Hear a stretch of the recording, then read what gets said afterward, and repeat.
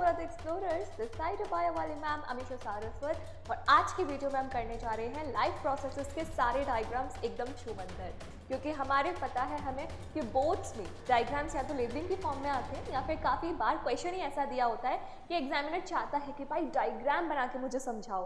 तो फटाफट से सारे डायग्राम्स को कवर करते हैं हमारी एनसीईआरटी के। तो सबसे पहले हमारे सामने ये डायग्राम है। ये डायग्राम है बच्चों फोटोसिंथेसिस से रिलेटेड। तुम्हें पता है लीफ में फोटोसिंथेसिस होती है, तो उसके अंदर की सारी स्ट्रक्चर को यहाँ पे एक्सप्लेन किया हुआ है। तो हमें पता है हमारी लीफ में मिड रिब होती है, और मिड रिब में क्या होते हैं हमारे जाइलम एंड फ्लोएम, है ना। उसके बाद ये जो लीफ प्लेट है, हरा पार्ट जो तुम्हें दिख रहा है, इसे हम क्या बोलते हैं, एमाइना या फिर लीफ प्लेट। उसके बाद मिड रिब से जो छोटी छोटी वेसल्स टाइप स्ट्रक्चर निकलता है उसको हम बोलते हैं वीन्स। वीन्स के अंदर भी वही होते हैं, जाइलम एंड फ्लोएम। ये वीन्स हमारे ब्लड वेसल वाली वीन्स नहीं है, ठीक है। इसके बाद जब हम इसको काटेंगे, ये पत्ती है, इसको बीच में से काटोगे तो इसकी एक ऊपर की लेयर होगी, एक नीचे की लेयर होगी। तो इसे बोलते हैं upper epidermis, this is lower epidermis, और उसके बीच का ये सारा स्ट्रक्चर प्रेजेंट है। यहाँ पर ऊपर की तरफ लंबे लंबे सेल्स होते हैं और नीचे की तरफ क्या होते हैं, दूर दूर बने हुए सेल्स होते हैं। और ये सारे सेल्स जो कहलाते हैं मीजोफिल सेल्स। मीजोफिल सेल्स क्या होते हैं, लीफ के सेल्स, ठीक है। इसके बाद ये वाला पार्ट क्या है, स्टोमेटा। तो स्टोमेटा में क्या होगा, गार्ड सेल होगा। ये सारे लीफ के सेल्स हैं, तो लीफ के सेल्स में क्या होगी, क्लोरोप्लास्ट। क्यों, क्योंकि क्लोरोप्लास्ट के अंदर ही होती है फोटोसिंथेसिस, है ना। तो ये है, ये लोअर एपिडर्मिस हो गई, अपर एपिडर्मिस हो गई। और ट्रांसपिरेशन को रोकने के लिए लीफ के सरफेस पे क्या होती है, वैक्सी क्यूटिकल, क्योंकि क्यूटिकल का काम होता है ट्रांसपिरेशन को रोकना। समझ में आया ये डायग्राम। तो चलो अब नेक्स्ट डायग्राम पे बढ़ते हैं। ये है हमारा स्टोमेटा। काम क्या होता है इसका, गैसियस एक्सचेंज और ट्रांसपिरेशन, है ना। तो यहाँ पर दो टाइप के स्टोमेटा है, एक है पहला वाला ओपन और दूसरा वाला है क्लोज। तुम्हें दिख रहा होगा ये बीच का जो स्टोमेटल पोर है, यहाँ पे खुला हुआ है, यहाँ पे बंद है।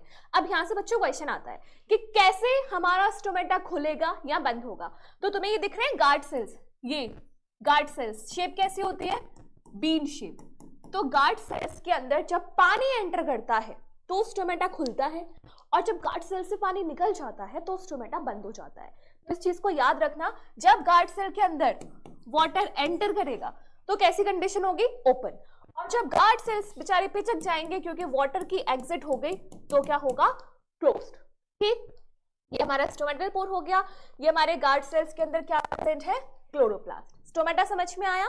चलो नेक्स्ट डायग्राम, ये है न्यूट्रिशन इन अमीबा। अमीबा क्या करता है, स्यूडोपोडिया की हेल्प से फैगोसाइटोसिस करता है। तो यहाँ पर सबसे पहले हमारा अमीबा है। अमीबा के आगे प्रेजेंट है फूड पार्टिकल, और ये अमीबा का न्यूक्लियस। अब अमीबा बनाएगा स्यूडोपोडिया, जिनको हम और क्या बोलते हैं, फीट, है ना। स्यूडोपोडिया की हेल्प से क्या करेगा, ये फूड पार्टिकल को एनसर्कल करेगा।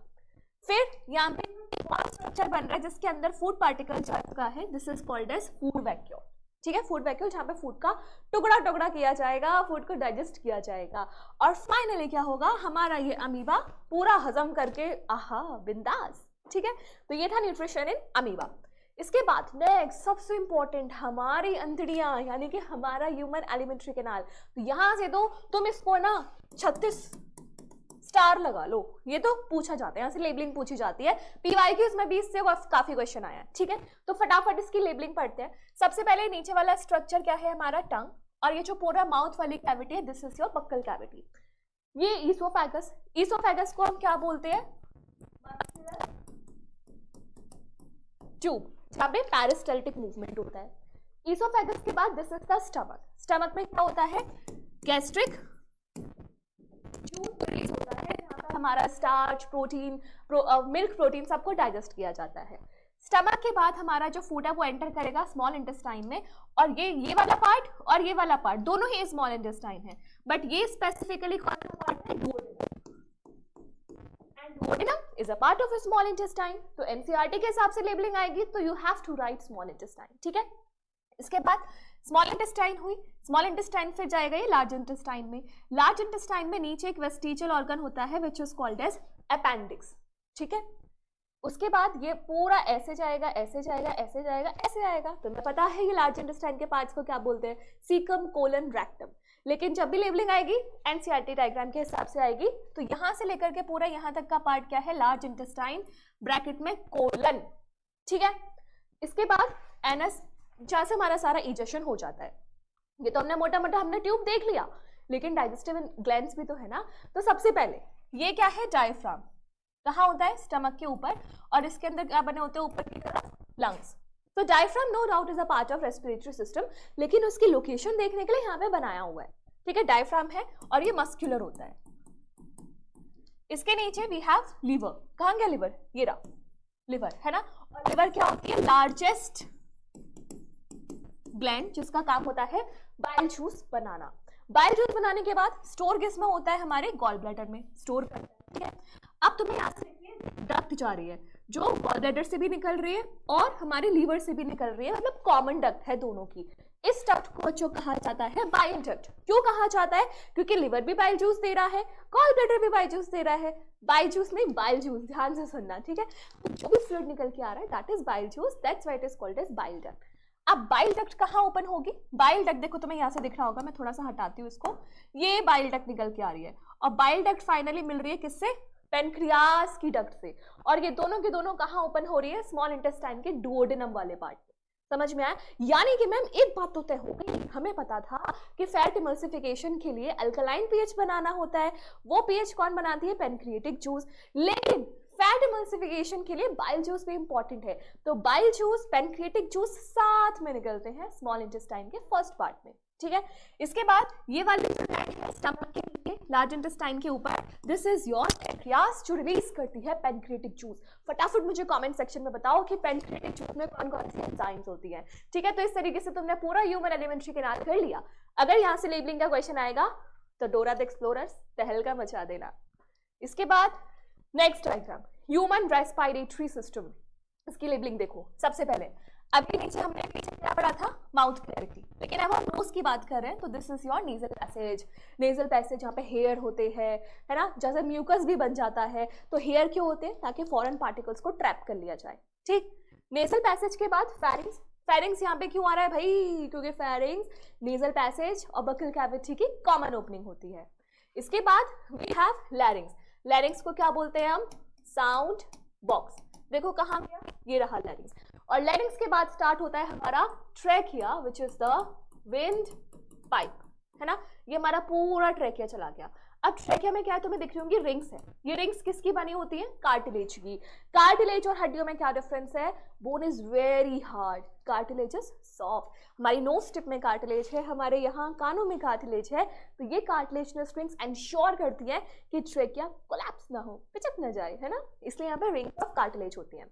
अब ये पूरा जो स्ट्रक्चर है बच्चों, ये हड्डियों का पूरा स्ट्रक्चर, ये क्या है, रिब केज। तो हमारे रिब केज के अंदर प्रोटेक्टेड रहते हैं लंग्स एंड हार्ट। क्यों, क्योंकि बच्चों हमारा दिल तो यहाँ होता है ना, लंग्स के बीच में। नाउ ट्रैकिया डिवाइड करता है बच्चों ब्रोंकाई में, ब्रोंकाई फिर और पतली पतली ब्रोंक्यूल्स बनाते हैं, और ब्रोंक्यूल्स की एंडिंग में होती है एल्वियोलर सैक। यानी तुम्हें ये ध्यान रखना है, क्या ध्यान रखना है, कि सबसे पहले ट्रैकिया आता है, ट्रैकिया के बाद ब्रोंकाई आता है, ब्रोंकाई के बाद ब्रोंक्यूल्स आते हैं, एंड ब्रोंक्यूल्स के बाद आती है एल्वियोलाई। एल्वियोलाई तुम्हें यहाँ पे दिख रहा होगा एकदम balloon like, sac like, sac like मतलब गोल मटोल, है ना, गोल मटोल गुलाब जामुन जैसे, ये सैक लाइक एल्वियोलाइज होते हैं। इसके नीचे क्या होता है हमारा डायफ्राम। डायफ्राम की शेप बताओ बच्चों, क्या होती है, डोम शेप, है ना। और रिब केज है, तो रिब केज को कौन बनाते हैं, हमारे रिब्स, और ये हमारे हो गए लंग्स। समझ में आया कैसे कैसे हो रहा है, नेजल पैसेज, उसके बाद फेरिंग्स, के बाद लैरिंग्स, फिर ट्रैकिया जाता है दोनों लंग्स में, ब्रोंकाई, ब्रोंक्यूल्स, एल्वियोलाई, और लंग्स के नीचे क्या प्रेजेंट होता है, डायफ्राम, जिसकी शेप कैसी होती है, डोम शेप, ठीक है। अब आता है सर्कुलेटरी सिस्टम। सर्कुलेटरी सिस्टम एकदम धक धक धक धक धक, देखो क्या हो रहा है इसमें, तुम्हें अपना एक राइट पार्ट, लेफ्ट पार्ट दिख रहा है, और एक अपना राइट पार्ट दिख रहा है। लेफ्ट पार्ट ऑक्सीजनेटेड होता है, यानी कि रेड कलर का ब्लड होगा, राइट पार्ट इज डीऑक्सीजनेटेड, यानी कि ब्लू कलर का ब्लड, ठीक है। अब फटाफट समझो, सबसे पहले लेफ्ट पार्ट की बात करती हो, तो पल्मोनरी वीन्स ऑक्सीजनेटेड ब्लड लेके आती है, कहां से, लंग्स से, ठीक है। पल्मोनरी वीन्स एंटर की किसमें, लेफ्ट एट्रियम में, लेफ्ट एट्रियम के बाद ब्लड जाएगा लेफ्ट वेंट्रिकल में। बीच में जो वॉल्व है इनको हम क्या बोलते हैं, दीज आर बाइकस्पिड वॉल्व, है ना, वन शॉट में बताया था। अब लेफ्ट वेंट्रिकल से ब्लड यहाँ तो नहीं जा सकता, तो लेफ्ट वेंट्रिकल से ब्लड जाएगा यहाँ, क्या है इस वेसल का नाम, आयोटा। आयोटा का काम है ऑक्सीजनेटेड ब्लड को डिफरेंट डिफरेंट पार्ट्स में पहुंचाना। अब आयोटा आया, धूम मचा के पूरी बॉडी को ऑक्सीजनेटेड ब्लड दे दिया। अब वो डीऑक्सीजनेटेड ब्लड आएगा हमारे हार्ट में, तो ऊपर से भी आएगा नीचे से भी आएगा। तो ऊपर से आने के लिए क्या है हमारे पास, सुपीरियर वीना कावा, ये ऊपर वाली, और एक वीना कावा फ्रॉम लोअर बॉडी है, इसे बोलते हैं इंफीरियर वीना कावा।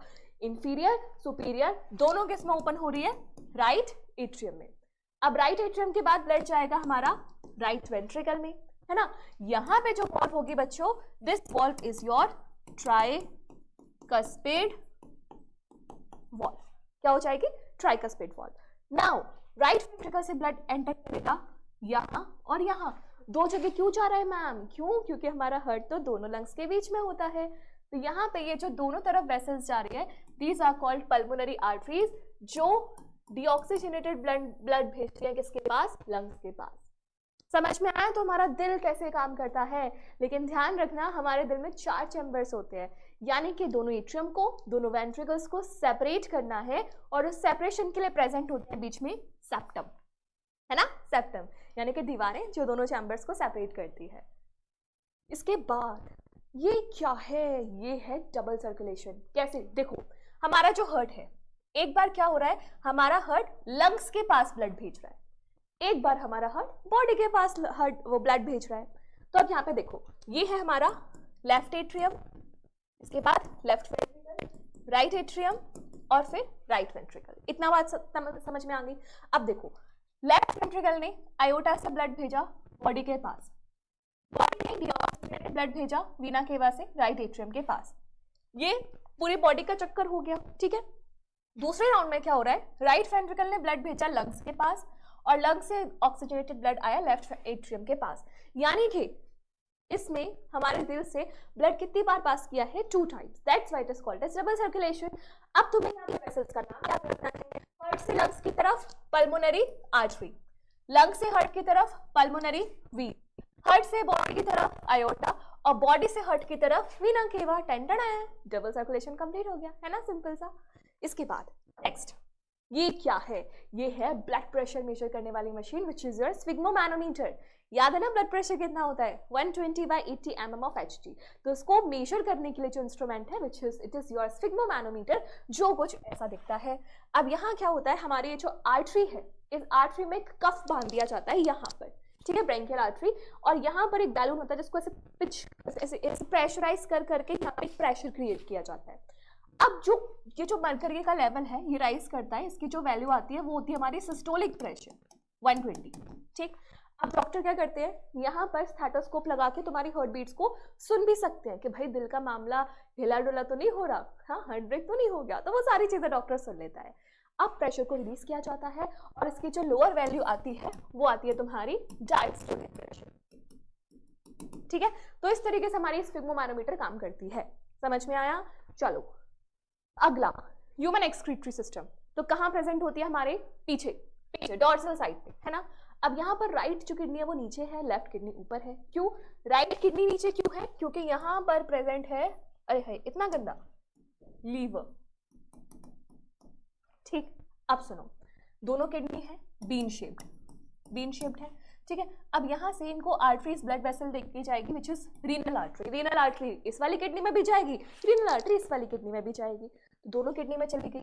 इसके बाद क्या होगा, यहाँ से जो भी यूरिन बनेगा वो पास करेगा इस वाले ट्यूब से, यूरेटर, ये रहा यूरेटर, ठीक। अब यूरेटर क्या करेगा, आगे जाके पास कराएगा यूरिनरी ब्लैडर को, और यूरिनरी ब्लैडर पास कराएगा यूरेथ्रा को। ये बीच में क्या है, अब सुनो, यहाँ पे मेजर फोकस लेफ्ट साइड को दिया हुआ है, ठीक। तो ये लेफ्ट किडनी के बाद ये लेफ्ट रीनल वीन, ये हमारी क्या हो गई थी, लेफ्ट रीनल आर्टरी। देखो ऐसे समझो, ये ट्यूब है, ऐसे निकल रहा है, ठीक है। तो ये जो ब्लड वेसल है बच्चों, ये तो आयोटा है, और ये जो हमारी यहाँ से आर्टरी निकल रही है जो किडनी में जा रही है, ये क्या है, लेफ्ट रीनल आर्टरी। इधर जाएगी तो राइट रीनल आर्टरी, ठीक है। उसके बाद ये वाली जो ब्लड वेसल है ब्लू वाली, ये क्या हो जाएगी, वीना केवा इंफीरियर वाली, और इससे जो ब्रांचेस निकलेंगी लेफ्ट और राइट में वो क्या हो जाएंगी, left renal vein, right renal vein. समझ में आया? तो जो मेजर पाइप्स है वो तो वही है जो हर्ट्स में होते थे, आयोटा एंड योर वीना केवा। उसकी ब्रांचेस निकल रही है जिनको हमने नाम दे दिया रीनल आर्टरी, रीनल वीन्स। समझ में आया? तो यूरिनरी ब्लैडर टेम्पररी स्टोर करता है हमारे यूरिन को and through urethra this urine is passed out. Now next is the structure of your nephron. बच्चे बेचारे बन के सच्चे कंफ्यूज हो जाते हैं नेफ्रॉन और न्यूरॉन में। तो नेफ्रॉन पूछा तो ध्यान देना, ये वाला डायग्राम बनाना है। बहुत ज्यादा टफ लग रहा है ना, तो चलो कोई नहीं, अगर बनाना है पेपर में तो तुम कैसे बनाओगे, एकदम सिंपल तरीके से ऐसे बनाना, ठीक है। ये हो गया हमारा ग्लोमेरुलस। अब इसके सराउंडिंग में बनाना एक कटोरा ऐसे, ठीक, ट्यूब बनाना ऐसे ऐसे ऐसे ऐसे ऐसे, ये ठीक है। अब यहाँ से ब्लड वेसल निकालना, तो यहाँ से ब्लड वेसल निकालना यहाँ से, और इस ब्लड वेसल को ऐसे सराउंड कर देना। खत्म खत्म, कितना आसान है ना। अब लेबलिंग, ये क्या है हमारी, एफरेंट आर्टेरियोल, ये क्या है हमारी, इफरेंट आर्टेरियोल, ये क्या है, ग्लोमेरुलस। ग्लोमेरुलस क्या होता है, कैपिलरीज का नेटवर्क। ये कटोरी क्या है, बोमन्स कैप्सूल, और इसके बाद ये पोर्शन पीसीटी, ल्यूपोफेरने, डीसीटी, कलेक्टिंग डक्ट। अब चलो एंजाइटी का डायग्राम समझते हैं। ये हमारी रीनल आर्टरी की ब्रांच है जिसको हम क्या नाम दिए हैं, एफरेंट आर्टेरियोल। क्यों भाई, क्यों? क्योंकि आयोटा से बनती है आर्टरी, आर्टरी से बनती है आर्टेरियोल। तो आर्टरी तो किडनी में पहुंचा रही थी, लेकिन जो न्यूरॉन्स नेफ्रॉन्स में पहुंचाएगा वो क्या हो जाएगी, आर्टेरियोल। ठीक है। इसके बाद हमारा एक ग्लोमेरुलस ऑफ कैपिलरीज जिसको एक कटोरी सराउंड कर रही है, which is your Bowman's capsule. अब बोमन्स कैप्सूल के बाद तुम्हें पूरा एक ऐसा लग रहा है मैगी का गुच्छा उठा के रख दिया है। तो इस मैगी के गुच्छे में देखो जो क्या क्या है, this is tubular part of nephron जिसमें पीसीटी, लूप ऑफ हैनले और डीसीटी आते हैं। अब ये collecting duct, collecting duct single nephron का पार्ट नहीं होता। कलेक्टिंग डक्ट एक ऐसा पार्ट है जिसमें अगल बगल की नेफ्रॉन्स अपने डीसीटी को ओपन करती हैं, है ना। जैसे नालियां मिलके, जैसे रिवर्स मिलके, जैसे ट्रिब्यूटरीज मिलके रिवर में ओपन होती है, वैसे बहुत सारी डीसीटीज मिलके कलेक्टिंग डक्ट में ओपन होती है। तो ये पार्ट हो गया कलेक्टिंग डक्ट, और ये क्या हो गई, कैपिलरीज, जो किसको सराउंड कर रही है, हमारे सारे ट्यूब्यूल्स को। तो अगर फीलिंग आए तो तुम्हें यहाँ से करनी है। अगर बनाना हो, अब मान लो क्वेश्चन आ जाए यूरिन फॉर्मेशन बनाओ या नेफ्रॉन के पार्ट को समझाओ, तो बनाना पड़ेगा ना, तो तुम्हें ये बनाना है। आया समझ में? अब नेक्स्ट डब्बा किसका है, ये हीमोडायलिसिस। हीमोडायलिसिस कब किया जाता है, जब पेशेंट की किडनी काम नहीं कर पा रही है, पेशेंट के ब्लड में यूरिया बढ़ता जा रहा है, किडनी बेचारी काम नहीं कर पा रही। तो यहाँ क्या किया जाता है, पर्सन की एक आर्टरी से ब्लड निकाला जाता है और उस ब्लड को डाला जाता है एक डायलाइजिंग चैम्बर में। ठीक है। अब इस डायलाइजिंग चैम्बर में जो ट्यूब्यूल्स बने हैं ये सेलेक्टिवली परमेबल मेम्ब्रेन के बने हैं, हम बोलते हैं सेलोफिन मेम्ब्रेन। ठीक, इन ट्यूब्स के सराउंडिंग में ये फ्लूइड है, इसे बोलते हैं डायलाइजिंग सोल्यूशन। डायलाइजिंग सोल्यूशन पूरी हद तक हमारी प्लाज्मा से सिमिलर होता है, लेकिन एक चीज होती है, इसमें यूरिया नहीं होता। डायलाइजिंग फ्लूइड में यूरिया नहीं होता, ठीक है। और हमारे जो पर्सन की आर्टरी से ब्लड आ रहा है इसमें यूरिया भर भर के होता है, बहुत ज्यादा होता है। तो हमने ऐसा क्यों किया, क्योंकि यहाँ पे यूरिया बहुत ज्यादा है, बाहर यूरिया नहीं है, तो एक क्या बन गई, कंसेंट्रेशन ग्रेडियंट। तो यूरिया खुद ब खुद डायलाइजिंग फ्लूइड में आने लगेगा। अब क्या होगा, यहाँ से ये वाला पार्ट क्यों रहा है, यूज डायलाइसिस एक्सेस सॉल्ट। तो तुम्हारा जो इस फ्लूइड में अब यूरिया भर गया है तो उसको बाहर निकालोगे और यहाँ से नया नया फ्रेश सॉल्यूशन डालोगे अपने डायलाइजिंग फ्लूइड का। तो ये है बच्चों तुम्हारा डायग्राम्स जो तुम्हें अच्छे से करने हैं, लेबलिंग पर्पस के लिए भी और बनाने के पर्पस से भी। ये मत सोचना कि यार डायग्राम तो पूछता ही नहीं है, डायग्राम तुम्हें बनाने हैं तभी तो मार्क्स खींच सकोगे ना एग्जामिनर की पॉकेट से। तो अगर ऐसे ही और चैप्टर के डायग्राम चाहिए तो कॉमेंट सेक्शन में जरूर बताना, और जो क्वेश्चन पूछा था उसका आंसर जरूर बताना। पेनक्रियाज की जो डाइजेस्टिव एंजाइम्स है वो कौन कौन सी होती है, उसका नाम और उसका काम तुम्हें मुझे जरूर बताना है। तो उम्मीद है ये वीडियो तुम्हें पसंद आई होगी और तुम्हारा जो एक्सप्लोरिंग जर्नी है उसको एक मुकाम मिला होगा। So bye bye my Dora the explorers, all the best.